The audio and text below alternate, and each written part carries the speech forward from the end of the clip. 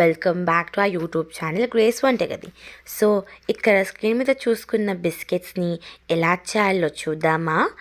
దీనికి కావాల్సిన పదార్థాలు గోధుమ పిండి, సూజీ రవ్వ, నువ్వులు, సోంపు, షుగరు, పాలు. సో మనమైతే ఫస్ట్ ఒక బౌల్ తీసుకొని అందులో 1 కప్ గోధుమ పిండి వేసి 1/2 కప్ సూజీ రవ్వ కూడా వేయాలి.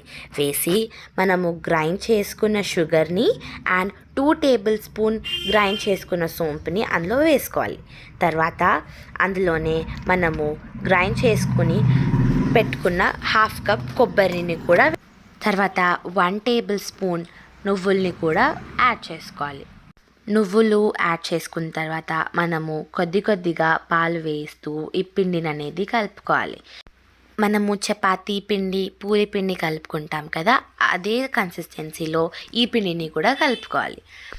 ఇలా పిండి ముద్దని కలిపినాక మనం నార్మల్ చపాతీని ఎలా రోల్ చేసుకుంటామో అలానే దీన్ని కూడా రోల్ చేసి మనము ఏ షేప్ అంటే ఆ షేప్లో కట్ చేసుకోవచ్చు. తర్వాత ఈ షేప్స్ని మనము కాగిన నూనెలో ఫ్రై చేసుకోవాలి. ఫ్రై చేసుకుంటే మన tasty healthy biscuits ready. Golden brown colour వచ్చేంతవరకు ఫ్రై చేసుకుంటే సరిపోద్ది. మన టేస్టీ హెల్తీ బిస్కెట్స్ ఎలా ఉన్నాయో ట్రై చేసి కామెంట్ చేసి తప్పకుండా చెప్పండి.